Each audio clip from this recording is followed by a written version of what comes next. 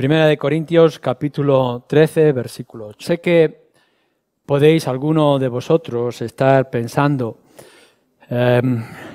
mucho tiempo que estamos dedicando a este contexto que se nos presenta aquí con respecto al amor.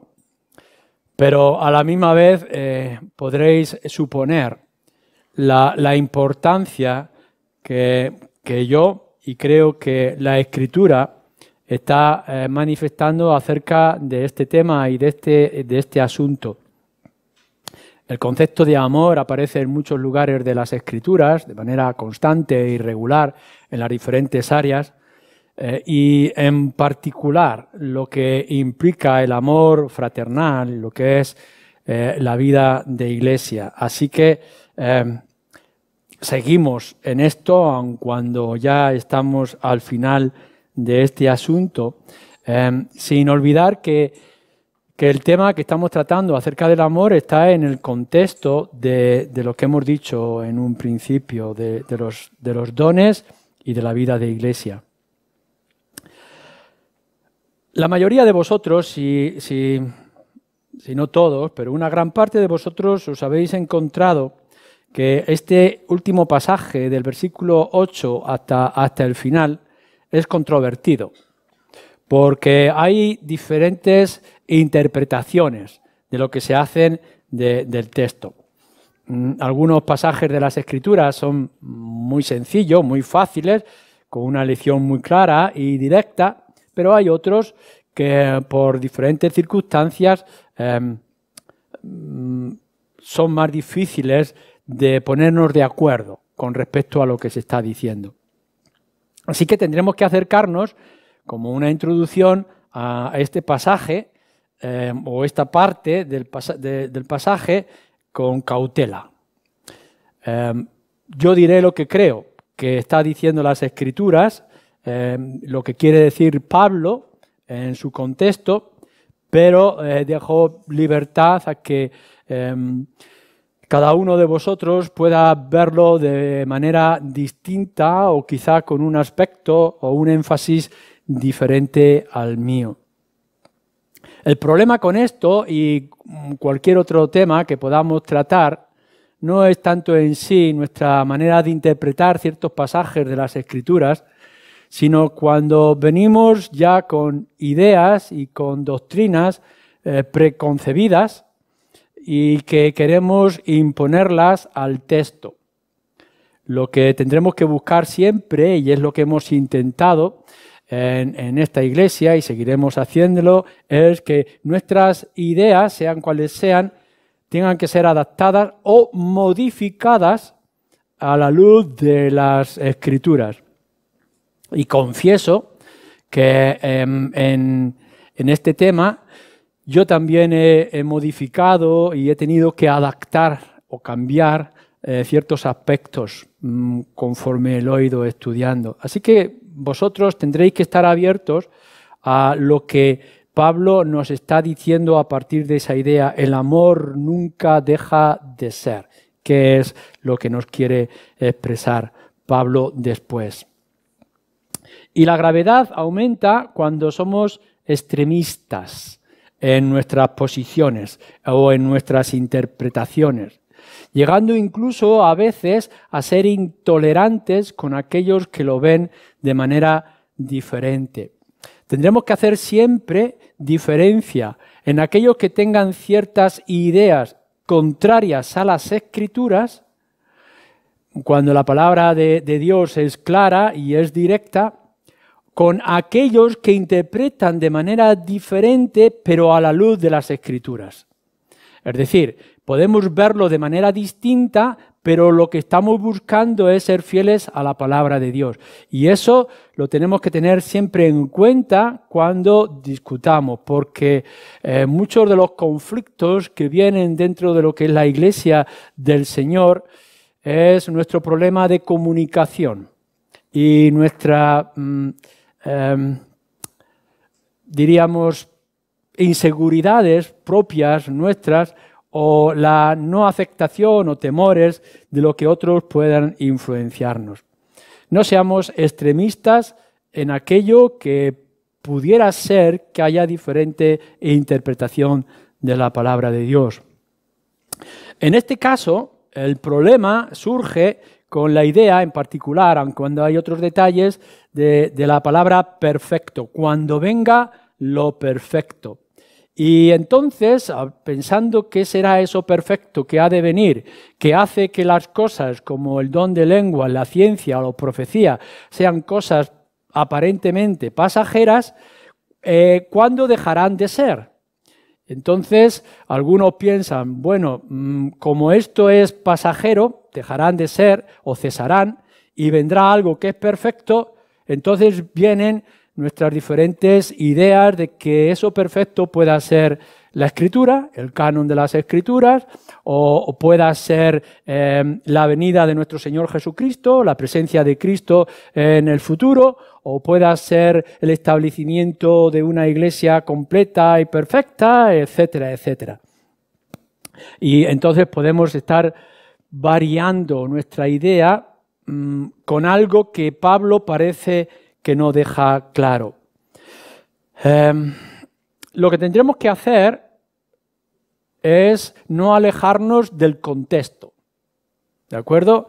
Entonces, cuando vosotros lleguéis a van a dejar de ser los dones, porque algunos dicen que los dones especiales o milagrosos dejarán de ser, y hay otros que dicen que no, que los dones continuarán de manera constante. Algunos dicen que ya están cesando o han cesado porque ya tenemos el canon, la Escritura, y por tanto esos dones milagrosos, especiales, ya no están.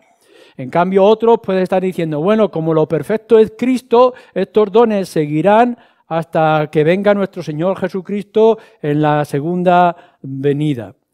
Pero lo que yo creo que tendremos que hacer, un esfuerzo, es en centrarnos en el contexto en sí que nos está diciendo. Y como he dicho y seguiré repitiendo varias veces, desde el capítulo 12 hasta el capítulo final del 14, lo que está hablando es de la iglesia local y el contexto de la iglesia local. Y en particular está hablando del ejercicio de los dones para la edificación de la iglesia. Esto lo debemos tener en cuenta. Es decir, es la iglesia local el contexto en el que está escribiendo y es en los dones, ejercicio de los dones. Pero más particularmente ahora, este contexto del versículo 8 hasta el 13 tiene que ver con el amor. Porque si os fijáis, versículo 8, el amor nunca deja de ser, etcétera, etcétera, etcétera, etcétera. Y ahora permanecen la fe y la esperanza y el amor, estos tres, pero el mayor de ellos es el amor. Aun cuando Pablo pueda haber hecho un paréntesis, en el versículo 8 nos habla del amor, en el versículo 13 nos habla del amor. Y cuando va a entrar en el tema de las lenguas y el ejercicio de las lenguas en el culto abierto de la iglesia, fijaros lo que dice, 14.1, seguid el amor.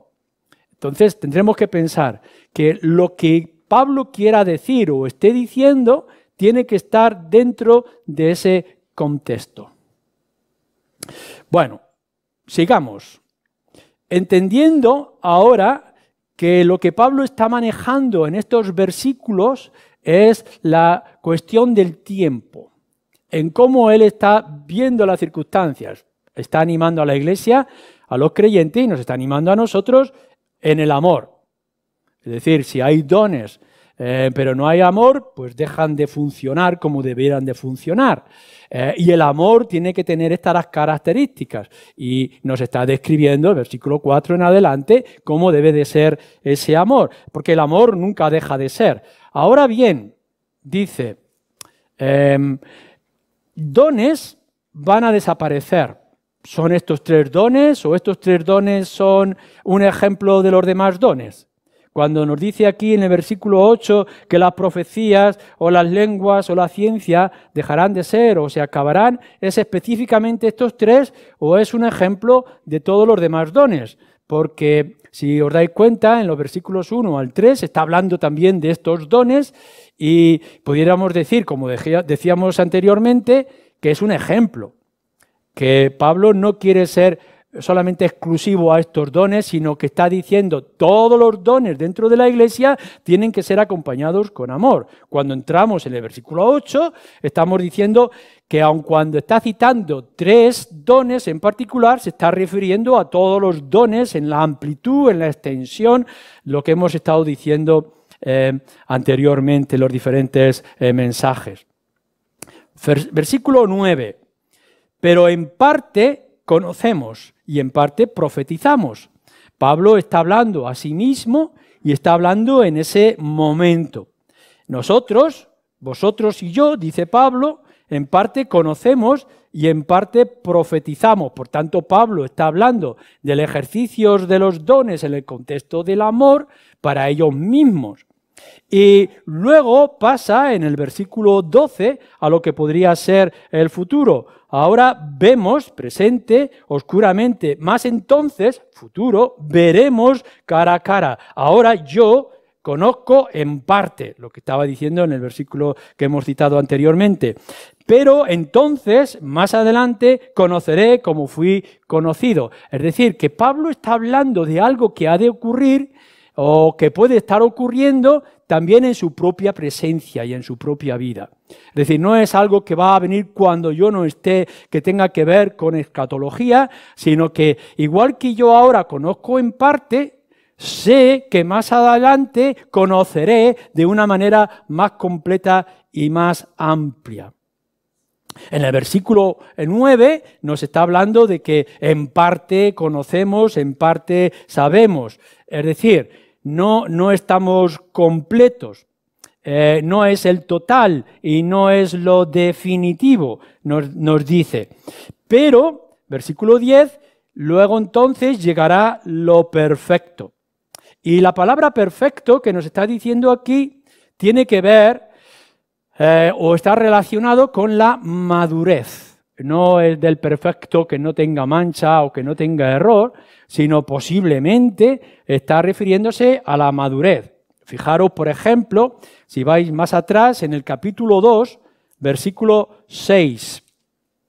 Y tener un poquito de paciencia, porque creo que la introducción que estamos haciendo aquí del contexto y de los tiempos es importante.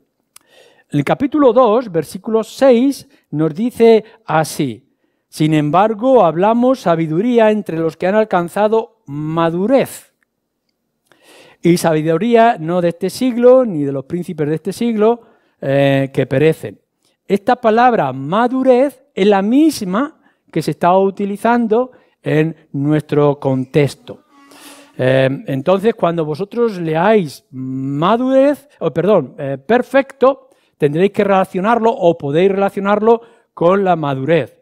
Capítulo 14, también versículo 20, nos dice así con respecto a los hermanos: no seáis niños en el modo de pensar, sino sed niños en la malicia, pero, fijaros bien, maduros en el modo de pensar. Cuando está hablando en este contexto acerca de no ser como niños, sino ser maduros o adultos, y está hablando de madurez, es la misma palabra. Así que no es de locura cuando estamos hablando de lo perfecto, que lo que se está refiriendo Pablo aquí, aun cuando nosotros lo hemos traducido de manera diferente, o nuestras versiones, que está hablando de la misma idea de madurez. Es decir, de complementar lo que aún no está completo. De lo que es parcial, nos dice en el versículo 10, para que deje de serlo, para que podamos alcanzar un nivel más grande. Cuando yo era niño, hacía las cosas de niño, actuaba como un niño, es decir, inmadurez, incluso a veces con caprichos. Es decir, deseo esto, pero no sé si esto es bueno o es malo para mí. Pero cuando he llegado a ser adulto, entonces yo ya sé lo que me conviene y lo que es más adecuado. Este es en el contexto de lo que Pablo está hablando con respecto a este pasaje. Las cosas de niños deben de dejar paso ahora a nuestra madurez, no solamente en nuestra forma de pensar, sino en nuestra forma de actuar. Y esto lo podemos saber todos nosotros. Si alguno de vosotros, cuando ha pasado de de la juventud, y no sé, cada uno puede poner la fecha de la juventud, yo me siento joven, aunque tengo 62 años, pero si alguno ha dejado atrás su juventud, ya no puede actuar como un joven. Las cosas de niño, uno no puede actuar como un niño, pensar como un niño y hacer las cosas como un niño. Tenemos que pasar a la madurez, porque si seguís siendo niños, y a algunos hombres les cuesta dejar de ser niños o de ser jóvenes, tienen un problema.